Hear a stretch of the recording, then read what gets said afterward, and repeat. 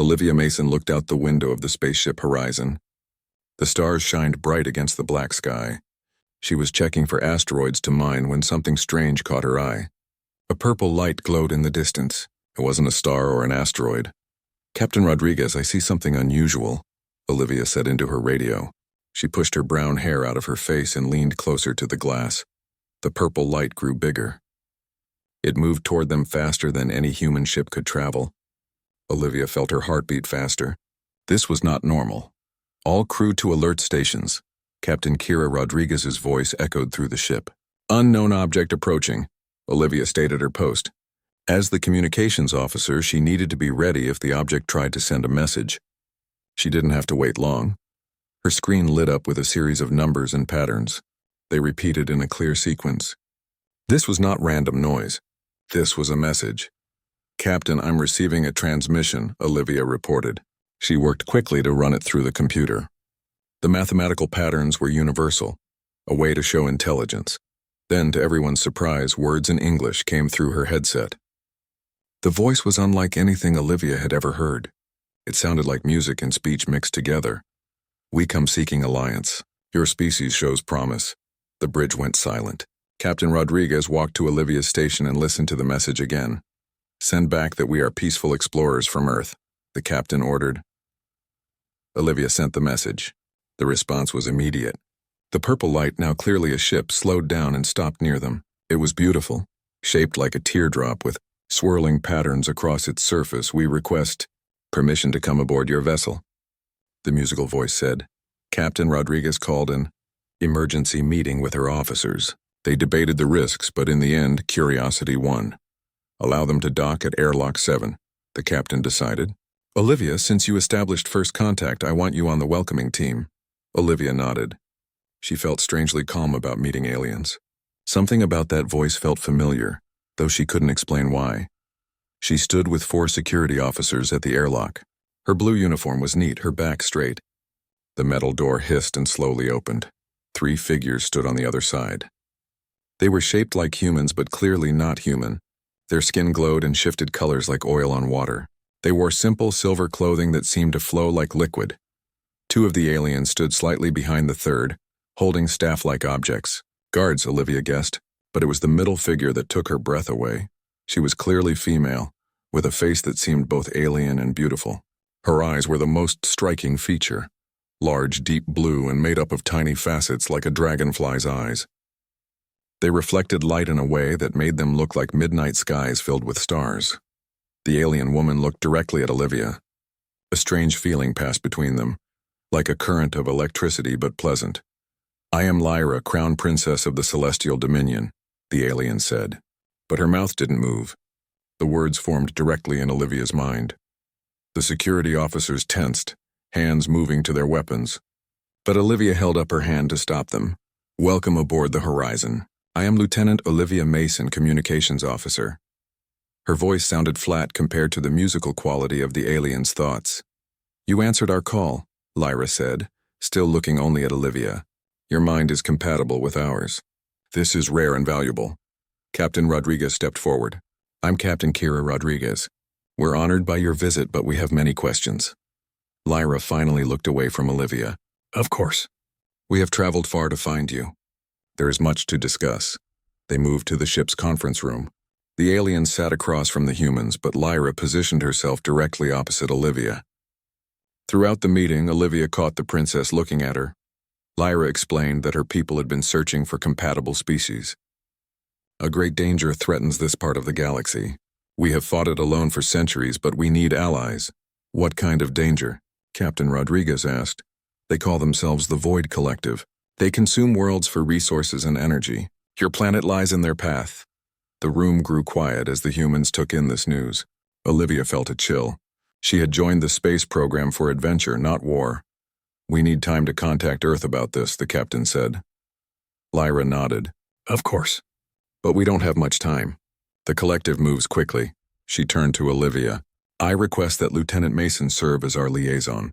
Our minds connect well." Olivia felt all eyes turn to her. She should have been scared or at least nervous. Instead, she felt that same strange calm. "I accept," she said without hesitation. That night, Olivia couldn't sleep. She stood by the window in her small room, looking at the alien ship floating nearby. Its purple glow pulsed gently, like a heartbeat. A soft knock sounded at her door. She opened it to find Princess Lyra standing there without her guards. "May I enter?" Lyra asked, her thought voice gentle in Olivia's mind. Olivia stepped aside. The alien princess moved gracefully into the room. Up close, Olivia could see patterns shifting under her skin, like thoughts made visible. "You have questions," Lyra said. "It wasn't a guess, many," Olivia admitted. "How can you speak directly into my mind?" "Why me?" Lyra's skin rippled with blue patterns. "Your species and mine share a connection. Long ago, some of my people stayed on Earth. Their blood runs in certain human lineages." Olivia stared at her. "Are you saying I'm part alien?" "I'm saying you carry the genetic memory of my people. It sleeps in your DNA." Lyra moved closer. "When I saw you, I felt it wake up. This is why we can connect." Olivia should have found this hard to believe, but deep down, she had always felt different, like she was waiting for something. Now that something had arrived in a shimmering alien ship, what happens now? Olivia asked. "Now we prepare. The Void Collective will not wait." Lyra's dragonfly eyes reflected the starlight. "Tomorrow you will visit my ship. There is much you need to learn." As Lyra turned to leave, Olivia felt a strange longing. It was more than curiosity.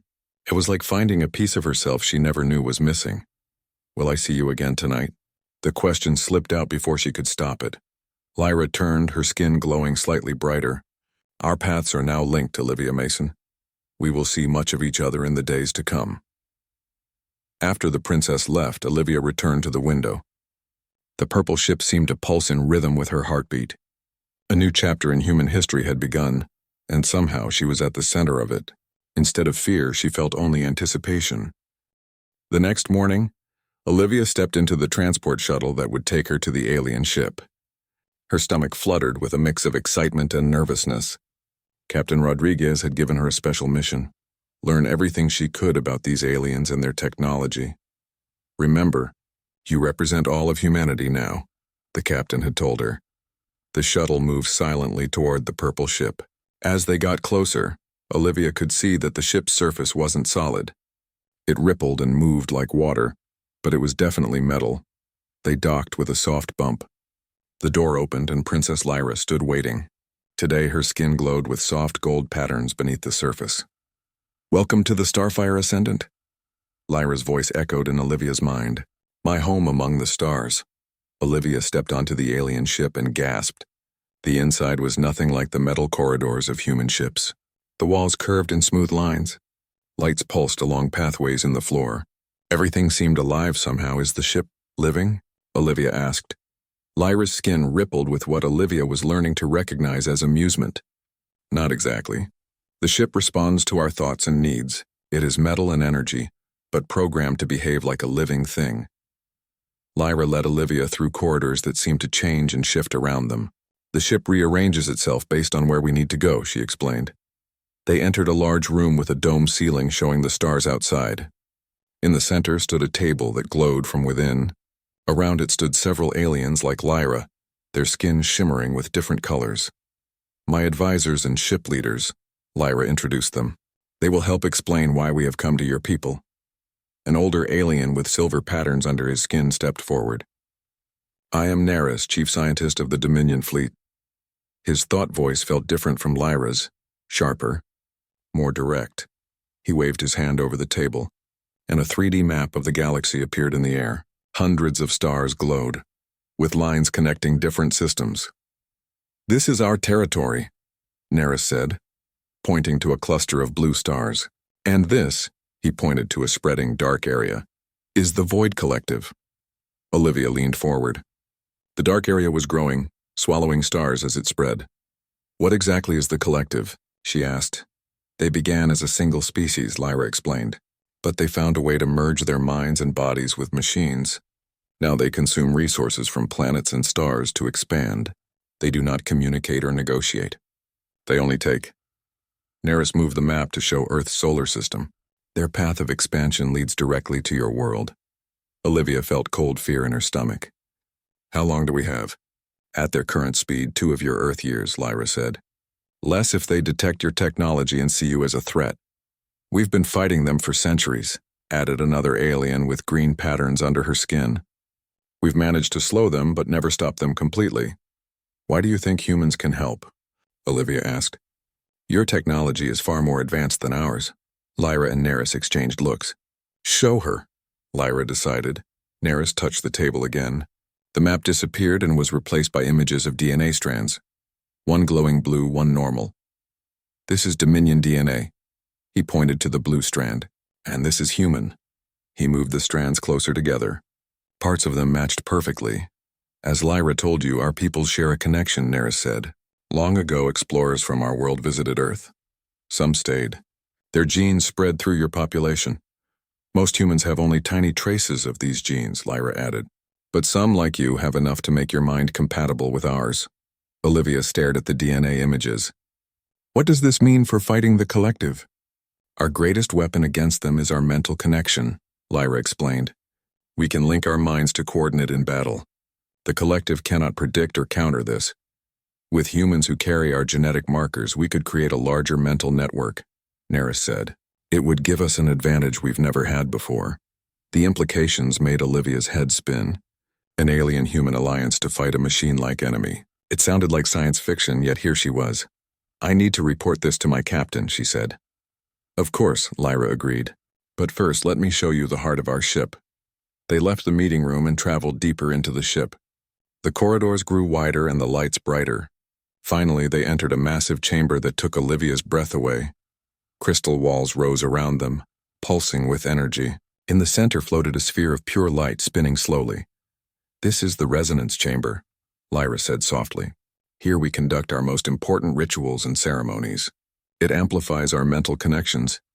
Olivia felt a strange pull toward the light. It's beautiful. It responds to you, Lyra noted with surprise. The light had changed color slightly, adding a hint of green where Olivia looked at it. Is that normal? Olivia asked. No. It normally only responds to our people. Lyra studied Olivia with her multifaceted eyes. You are more connected to us than I realized. They stood in silence, watching the light pulse between them. Olivia felt a strange peace here, like she belonged. A loud alarm broke the moment. Red lights flashed along the walls. We're under attack. Lyra grabbed Olivia's arm. The collective has found us sooner than we expected. They ran through corridors that now shifted to create the fastest path to the command center. Crew members rushed past them, their skin flashing with urgent patterns. In the command center, screens showed a small black ship approaching. It fired dark energy beams at the Starfire Ascendant, a scout ship, Neris reported. Likely sent ahead to investigate us. The ship shook as a beam hit them. Lyra stepped onto a platform in the center of the room. Her skin began to glow brightly. I'm connecting to the ship's defense systems, she explained to Olivia. My mind guides our response. Olivia watched in amazement as the princess became one with her ship. The walls pulsed in rhythm with Lyra's skin patterns. On the screens, energy shields formed around the Starfire, deflecting the enemy's attacks. The ship shook again, harder this time. A crew member called out, "Breach in the lower decks. The quantum core is exposed." Lyra's eyes snapped open. If the core is damaged, the ship will be crippled. She stepped off the platform, her face grim. She turned to Olivia. I must go to protect the core. It's too dangerous for you. Stay here. Olivia surprised herself by saying, I'm coming with you. I didn't come all this way to hide when things get difficult. Lyra stared at her for a moment, then nodded. Stay close to me. They raced through shifting corridors down toward the heart of the ship. Smoke filled the air. The walls no longer glowed smoothly but flickered and sparked. The core chamber is just ahead, Lyra said. It powers everything on the ship. They rounded a corner and stopped short. The corridor ahead was blocked by a dark, oily substance that seemed to eat through the walls. Collective infiltration technology, Lyra explained. It breaks down matter and sends the data back to their main fleet. How do we stop it? Olivia asked. The only way is to overload it with energy it cannot process. Lyra's skin began to glow brighter. I can channel energy from the ship through my body. Olivia watched as Lyra placed her hands near the dark substance. Energy flowed from the walls through Lyra and shot toward the blockage. The princess winced in pain. Without thinking, Olivia stepped forward and placed her hand on Lyra's shoulder. Immediately, a strange connection formed between them. Olivia felt energy flowing through her body too, adding to Lyra's power. The dark substance bubbled and hissed, then began to shrink. With a final burst of energy, it disappeared completely. Lyra turned to Olivia, her dragonfly eyes wide with surprise. You helped channel the energy. That should not be possible for a human. Before Olivia could respond, the ship shuddered again. They continued to the core chamber and found crew members working frantically to repair damage. The core itself was a pillar of swirling energy, now flickering dangerously. Lyra joined the repair efforts, her hands moving with practiced skill over control panels. Olivia stood back, feeling useless among the advanced technology. But then she noticed patterns in the energy fluctuations. They reminded her of communication signals. "Lyra," she called out, "I think the core is being hacked." "The fluctuations follow a pattern." Lyra looked up sharply. "You're right. The collective is trying to take control remotely." She turned to her crew. "Change the resonance frequency. Use the human pattern." The crew worked quickly. The core's energy shifted from blue to a blue-green mix. The flickering stopped. "It worked," Lyra said with relief. "They cannot match the frequency of our combined DNA." On a nearby screen, they watched as the Starfire's weapons locked onto the enemy scout ship. A burst of energy shot out, hitting the black vessel. It broke apart into pieces. "We've won this battle," Lyra said, "but the scout will have sent data back to the main collective. They know about us now, and about Earth." Olivia realized what this meant. "The war has begun, hasn't it?" Lyra's skin patterns shifted to a deep, solemn blue. "Yes, and you, Olivia Mason, just fought your first battle in it." As they stood together in the glow of the core, Olivia knew her life would never be the same. The connection she had felt with Lyra during the battle lingered, like an echo in her mind. Something was growing between them, something that transcended their different worlds. A week passed since the attack. Earth's leaders had been informed about the alien visitors and the threat of the Void Collective. Military ships from Earth now surrounded the horizon and the Starfire Ascendant, forming a protective fleet. Olivia spent most of her time on the alien ship, learning their ways and technology. Every day she trained with Lyra and her crew, preparing for the bigger battles to come. "Focus your mind," Lyra instructed as they stood in the training room. "Imagine the energy flowing from your thoughts to your hands." Olivia concentrated on the glowing panel in front of her. Dominion technology responded to mental commands, but it was difficult for humans to master. Sweat beaded on her forehead as she tried to make the panel change color. After a minute of intense focus, the panel flickered from blue to green. "I did it," Olivia exclaimed. Lyra's skin rippled with golden patterns of approval. "You learn faster than any human we've worked with. Most take weeks to achieve even that small change." Naris, who was monitoring the training, made notes on his datapad. "Her neural pathways are adapting to match our patterns. The genetic connection is stronger than we thought." Later that day, Olivia joined a meeting between Earth's military commanders and the Dominion leaders. Admiral Greg Vance, a stern man with gray hair, represented Earth's defense forces. "We've analyzed the debris from the scout ship," he reported. "The technology is like nothing we've ever seen. Our weapons would be useless against a full-scale invasion." "That is why we must combine our technologies," Lyra replied. "Neither of us can defeat the collective alone." A holographic map appeared above the table, showing both fleets positioned around Earth. "Our scientists have developed interfaces that will allow human ships to use some of our defensive systems," Naris explained. "But they require operators with the right genetic markers." Admiral Vance frowned. "You're saying only certain humans can use your technology?" "Yes," Lyra confirmed. "We've tested crew members from your ships. About 5% have enough Dominion DNA to form a basic connection. Lieutenant Mason shows the strongest compatibility." Naris added, "She can already operate systems that others cannot." All eyes turned to Olivia. She straightened her back, trying to look confident despite the weight of their stares. "I'm willing to do whatever is needed to protect Earth," she said. Admiral Vance nodded slowly. "We'll begin testing more personnel immediately. In the meantime, Lieutenant, you'll continue training with the Dominion crew." After the meeting, Lyra invited Olivia to her private quarters. Unlike the functional spaces on the ship, Lyra's room was filled with items that seemed personal and artistic. Crystal sculptures caught the light. Strange plants grew in floating containers. A large window showed the stars and Earth below. "Your world is beautiful from here," Lyra said, looking at the blue planet. It is, Olivia agreed. I've never seen it from this angle before. They stood side by side, watching Earth turn slowly. There's something I need to discuss with you, Lyra said after a moment. Something important. She moved to a small table and picked up what looked like a silver circlet. This is a neural amplifier. It strengthens the mental connection between compatible minds. Olivia studied the delicate metal band. Like the ones your crew uses to operate the ship? Similar but more powerful. This one is designed specifically for deep bonding between individuals. Lyra's skin showed rippling patterns of blue and purple. In our culture, such bonds are sacred. They are usually formed only between life partners. Olivia felt her heart beat faster. You're talking about something more permanent than just working together. Yes. Lyra set the circlet down carefully. The collective grows stronger as it consumes more worlds. Their hive mind gives them perfect coordination in battle. Our only advantage is our ability to form mental networks. And you think a stronger bond between us would help fight them? Lyra's dragonfly eyes met Olivia's. I believe it could be decisive. Your mind complements mine in ways I cannot fully explain. Together we could coordinate both fleets with unprecedented efficiency. Olivia sat down, feeling overwhelmed. This is a lot to ask, Lyra. On Earth, bonding with someone is a deeply personal choice, not a military strategy. It is the same for us, Lyra said softly.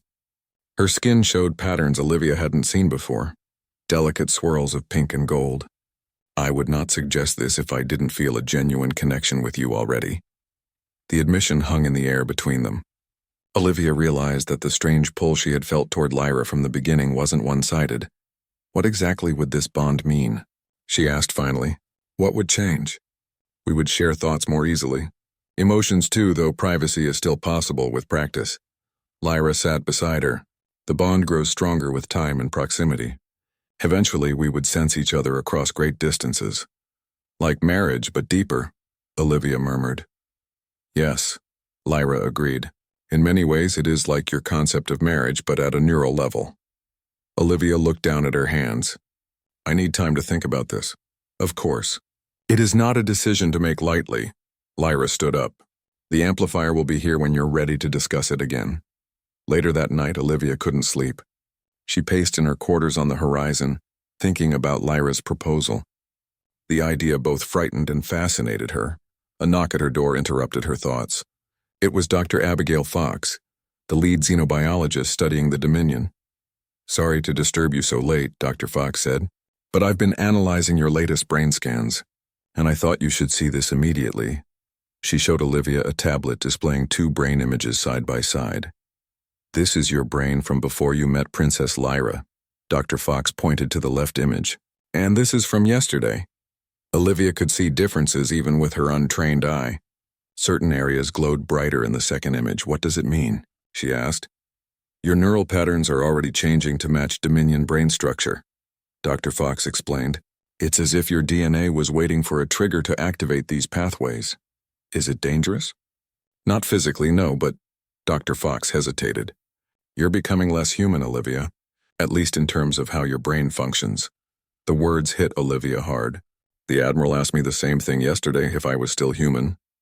What did you tell him? That I don't know anymore. Olivia looked out her window at the alien ship glowing purple in the darkness. But I know I'm the best chance we have at understanding the Dominion and fighting the collective. Dr. Fox put a hand on her shoulder. Just be careful. Don't lose yourself in all of this. After the doctor left, Olivia stood at her window for a long time. The Starfire Ascendant pulsed with light almost like it was calling to her. What am I becoming? She whispered to herself. The next morning, alarms blared throughout both ships. Olivia rushed to the bridge of the horizon. Multiple Void Collective ships detected entering the solar system. Captain Rodriguez reported. Much sooner than we expected. On the main screen, Olivia could see 5 black ships moving toward Earth. They were larger than the scout ship they had destroyed. All hands to battle stations, the captain ordered. Lieutenant Mason, the Dominion has requested your presence on their ship immediately. Olivia took the fastest shuttle to the Starfire Ascendant. The alien ship was a flurry of activity, crew members rushing to prepare for battle. Lyra met her in the command center. The collective has sent hunter ships. They're faster and more heavily armed than the scout. How did they find us so quickly? Olivia asked. They must have more advanced scouts than we realized, Neris said from his station. They've been watching Earth. Lyra turned to Olivia. We need to coordinate our defense with your fleet. The usual communication channels will be too slow. Olivia knew what Lyra was suggesting. The neural amplifier? Yes, even a temporary connection would help us fight more effectively. Olivia took a deep breath. Let's do it. Lyra led her to a small alcove off the command center. The silver circlet sat on a pedestal. This will feel strange at first, Lyra warned. Your mind will suddenly expand to include mine. I'm ready, Olivia said, though her voice shook slightly. Lyra placed the circlet on Olivia's head. It adjusted itself, fitting perfectly against her temples. Then Lyra put on a matching circlet. Focus on my eyes, Lyra instructed. Let your thoughts reach out to mine. Olivia stared into Lyra's multifaceted eyes. At first, nothing happened. Then suddenly, like a door flying open, she felt Lyra's mind touch hers. It wasn't like hearing words. It was more like feeling complete thoughts and emotions. She sensed Lyra's worry about the coming battle, her determination to protect both their peoples, and underneath it all, a warm affection directed at Olivia herself. Can you hear me? Olivia thought. Yes, came Lyra's reply, not in words but in pure meaning. The connection is strong, stronger than I expected for a first bonding.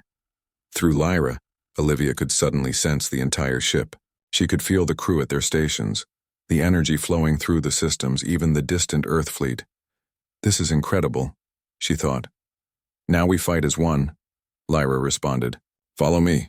They moved in perfect sync to the command platform. Standing side by side, they reached out with their minds to connect with both fleets.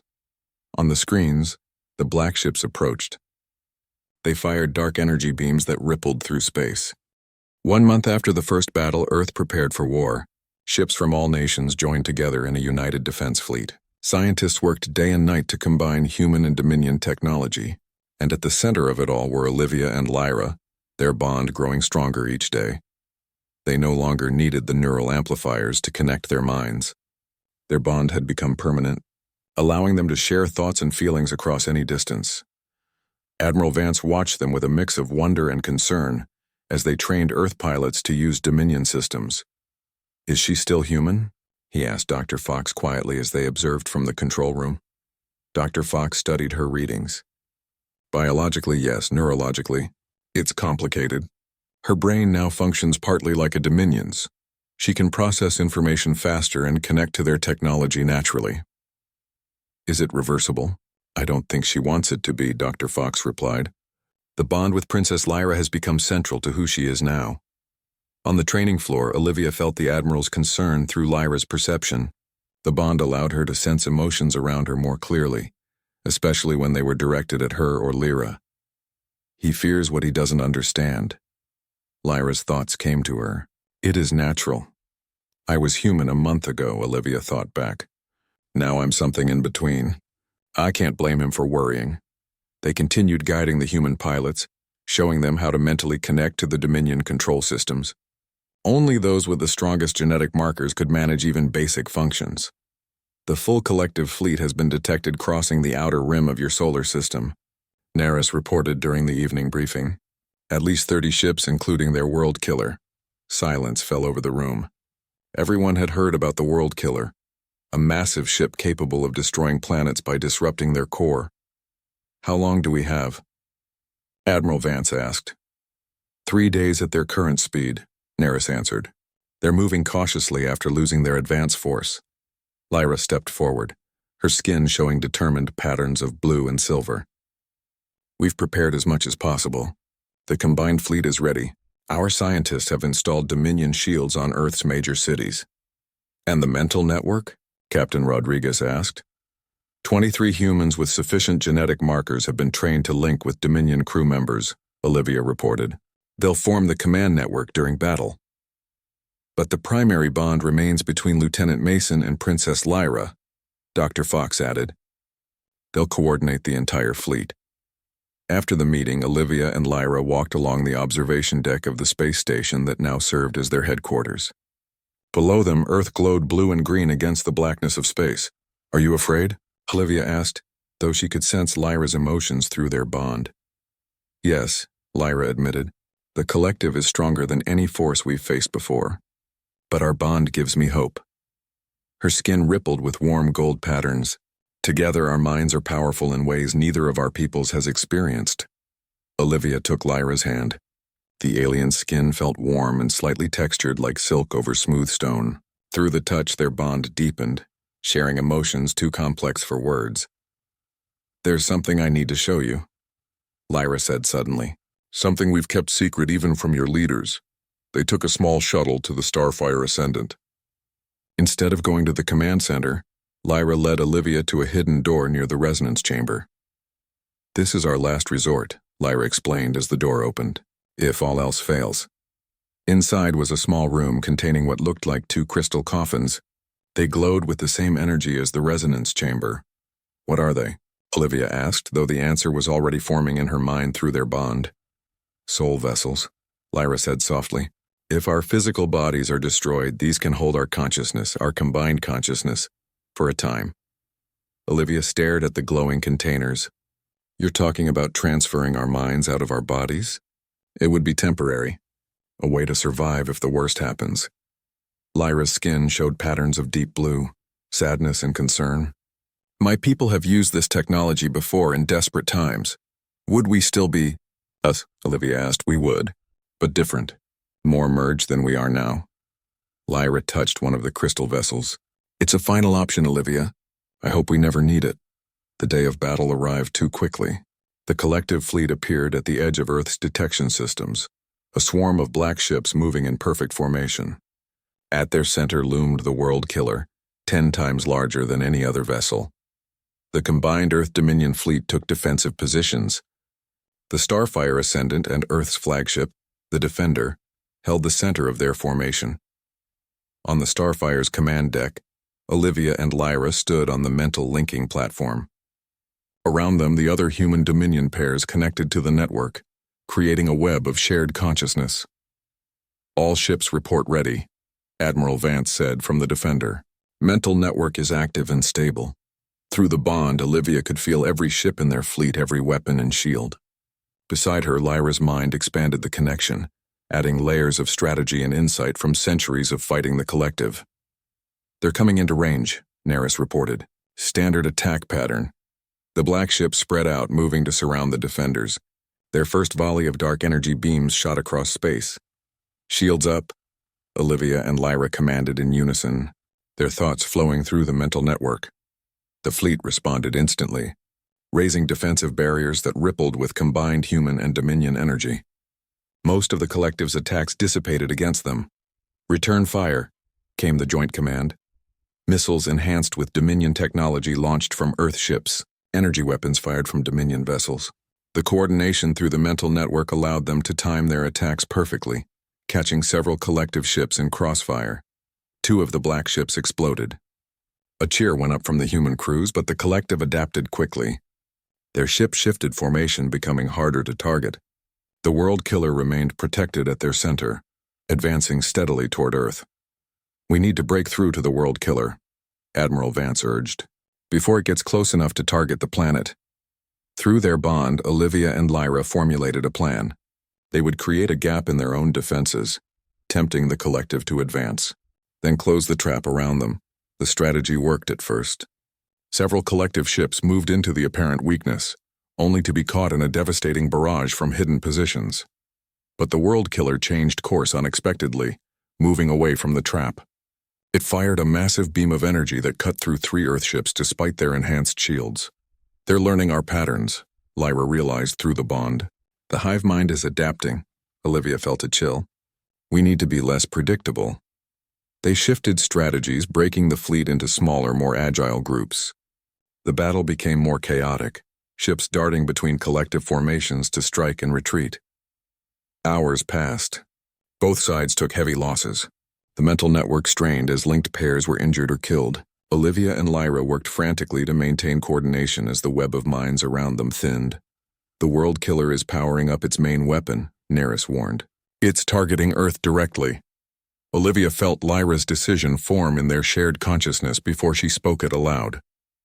"We need to position the Starfire Ascendant between Earth and the beam," Lyra announced. Our shields can absorb the energy.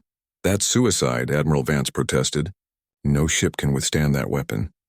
We've modified our shield specifically for this, Lyra insisted. We can not only block the beam but redirect it back at the collective. Through their bond, Olivia knew this was only partly true. The shields might hold, but the strain would critically damage the ship. And Lyra knew this. No, Olivia said aloud, breaking mental protocol. There must be another way. But Lyra's mind was already executing the plan, guiding the Starfire Ascendant into position. I won't let your world die, Lyra's thoughts came to her, filled with determination and something deeper, a love that had grown between them through their bond. The Starfire Ascendant moved between Earth and the World Killer just as the massive beam fired. The ship's shields glowed brilliant purple as they absorbed the devastating energy. Through their bond, Olivia felt Lyra's pain as the ship's systems overloaded. The mental network flickered as damage spread through the vessel. Redirect the energy, Lyra commanded, her voice strained. All power to forward weapons. The Starfire Ascendant seemed to gather itself for one final effort. The absorbed energy collected at its bow, then shot back toward the World Killer in a brilliant purple beam. The collective ship's shields failed under the reflected power of its own weapon. The beam cut through its center, causing a chain reaction of explosions. The World Killer broke apart, massive chunks of its structure flying in all directions. The remaining collective ships fell into disarray as their hive mind lost its central node. Now, Admiral Vance ordered. All ships attack while they're vulnerable. The Earth Dominion fleet surged forward, targeting the confused enemy vessels. Without the World Killer to coordinate them, the collective ships fought individually, losing their greatest advantage. 3 weeks passed since the Great Battle. Earth celebrated its salvation while mourning those lost in the fight. The remaining Void collective ships had retreated from the solar system, their hive mind fractured without the World Killer. Admiral Vance stood in the research lab aboard the Defender, watching Dr. Fox work with Dominion scientists. They surrounded 2 crystal containers recovered from the wreckage of the Starfire Ascendant. Are you certain they're in there? The Admiral asked. Mason and the Princess? Dr. Fox adjusted her instruments. Something is inside. Energy readings suggest consciousness patterns, but merged in ways I can't fully understand. Neris, now the highest-ranking Dominion officer, placed his hand on one of the vessels. His skin rippled with blue patterns of recognition. They are here, he confirmed, but changed. The vessels preserved their minds when their bodies could not be saved. Can they be restored? Captain Rodriguez asked. Perhaps, Neris said, but they would need new bodies. And after such complete merging, separating them might be impossible. Inside the soul vessels, Olivia and Lyra existed in a state beyond physical reality. Their consciousness had fused into something greater than either had been alone. They retained their individual memories and personalities, but they now flowed together like 2 rivers joining into one. They were aware of the outside world in a limited way, sensing energy patterns and strong emotions from those nearby. They knew they had been found. They knew their friends were trying to help them. They don't understand what we've become, Lyra's thoughts mingled with Olivia's. How could they? Olivia responded. We barely understand it ourselves. In this merged state, they shared not just thoughts but their deepest selves. Olivia experienced Lyra's centuries of memories, growing up as royalty among the stars, learning to connect with ships through her mind, watching distant worlds fall to the collective. Lyra, in turn, lived through Olivia's human experiences, the warmth of family, the taste of earth foods, the feel of rain on skin, the unique joy and pain of a shorter but more intense life. I miss having a body, Olivia admitted, feeling things physically. The Dominion have technologies that might help us, Lyra assured her, but we would not be as we were before. Their merged consciousness considered the possibilities. They could remain as they were, pure mind preserved indefinitely. They could seek new physical forms, though the options were limited and imperfect. Or they could let go, allowing their energy to dissipate naturally. I'm not ready to end, Olivia thought. We still have more to experience together. Then we shall find a way to continue, Lyra agreed. Outside their awareness, a breakthrough was happening. Dr. Fox had been studying the DNA patterns that allowed humans and Dominion to form mental bonds. The Genetic markers are more malleable than we thought, she explained to Admiral Vance. With the right stimulation, they can be enhanced. How does this help Mason and the princess? The Admiral asked. We might be able to create a hybrid body, Dr. Fox said cautiously. Something that could house their merged consciousness. Nerys and his team had reached a similar conclusion. We have grown replacement bodies for injured Dominion before, but never anything like this. It would be experimental at best. The Admiral looked at the glowing vessels. Would they want this? To return in some new form? We can ask them, Nerys suggested. Their consciousness can still communicate through the right interface. They created a temporary mental link using modified neural amplifiers. Dr. Fox volunteered to make contact, placing the silver circlet on her head and focusing on the soul vessels. Her mind touched the edge of the merged consciousness inside. The experience was overwhelming, like trying to comprehend an ocean by looking at a single wave. Olivia? Princess Lyra? She called mentally. Can you hear me? The response came not in words, but in feelings and images. Yes, they were there. Yes, they were aware. Yes, they wished to return to physical form if possible. Dr. Fox emerged from the connection shaken but determined. They want to come back, she reported. But they cannot be separated. They've become something new. The next month was filled with intense work. Dominion geneticists combined their knowledge with Earth's best medical minds. They used DNA samples from both Olivia and Lyra to grow a hybrid form, neither fully human nor fully Dominion. The body is developing well, Dr. Fox reported as they watched the hybrid form float in a special tank. But we don't know if it can sustain consciousness. The new body had features of both species. The skin had a subtle luminescence like Lyra's, but the more solid appearance of human flesh. The eyes were multifaceted, but less dramatically than pure Dominion eyes. The brain showed unique structures, parts human, parts alien, and parts entirely new. It's beautiful, Captain Rodriguez said softly. But is it them? We'll find out soon, Nerys replied. The body is nearly ready. 3 months after the battle, they prepared for the transfer. The soul vessels were connected to the tank containing the hybrid body. Energy conduits linked them, creating a path for the merged consciousness to follow. Admiral Vance, Captain Rodriguez, Dr. Fox, and Nerys gathered to witness the attempt. Representatives from both Earth and the remaining Dominion fleet waited anxiously for news. Beginning transfer, Nerys announced, his hands moving over control panels. The soul vessels glowed brighter. Energy flowed through the conduits into the hybrid body. For several tense minutes, nothing else happened. Then the body in the tank moved, first a finger, then a hand. The eyes opened, revealing irises that shifted color like Dominion skin but were shaped more like human eyes. Life signs stabilizing, Dr. Fox reported. Brain activity is strong, but unusual.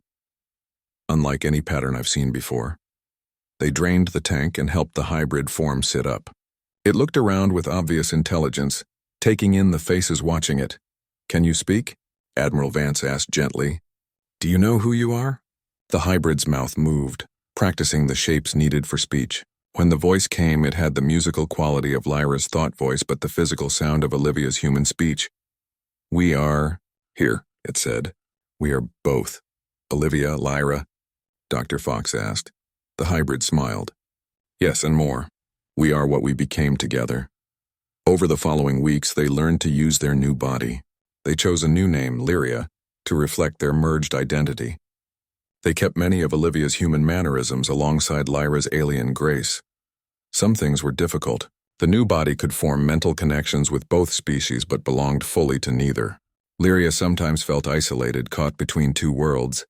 But there were wonderful discoveries too. Their hybrid form could manipulate energy in ways neither humans nor Dominion could alone. They could interface directly with technology from both civilizations, becoming a living bridge between the species. 6 months after their rebirth, Lyria stood on the observation deck of the new joint Human-Dominion space station. Below them, Earth turned peacefully. Above, stars promised new adventures now that the collective threat had been pushed back. Admiral Vance joined them, standing respectfully at a distance. He had never quite grown comfortable with what Olivia had become, but he respected what she and Lyra had sacrificed. The new defense fleet is almost ready, he reported. Your design improvements have been implemented. Lyria nodded. Their hybrid mind had developed new technologies that combined the best of both civilizations. The inner planets should be secure now, but the collective will return eventually. And we'll be ready, the Admiral assured them. Thanks to you. After he left, Lyria continued watching the stars. Their mind, more vast than either Olivia or Lyra had been alone, could sense possibilities and connections invisible to others. They remembered Olivia's whispered wish that night long ago. I wish I could marry her. And Lyra's response, then you shall. Neither of them could have imagined how completely that wish would be fulfilled, not a joining of lives but a merging of entire beings. Captain Rodriguez found them there later, still gazing at the stars.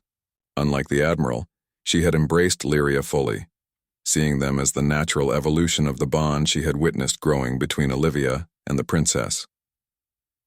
We're holding a ceremony, she said, to remember those lost in the battle and to celebrate our new alliance. Will you attend? Lyria turned, their skin glowing with gentle patterns of blue and gold. Of course. Both our peoples need rituals to mark great changes. The ceremony was held in a massive dome at the center of the station. Representatives from Earth nations stood alongside Dominion crew members. New hybrid ships designed with Lyria's help were visible through the transparent ceiling, their hulls shimmering with combined technologies. Admiral Vance spoke of sacrifice and courage. Neris told ancient Dominion stories of transformation. Dr. Fox explained the scientific miracles that had emerged from cooperation between the species. Then, Lyria was invited to speak. They stood before the gathered crowd embodying the future that both civilizations now work toward. We were once two beings from different worlds, they began, their voice carrying the echoes of both original minds. Olivia Mason was human, born on Earth, reaching for the stars. Lyra was Dominion royalty, ancient and alien, searching for allies among the younger species.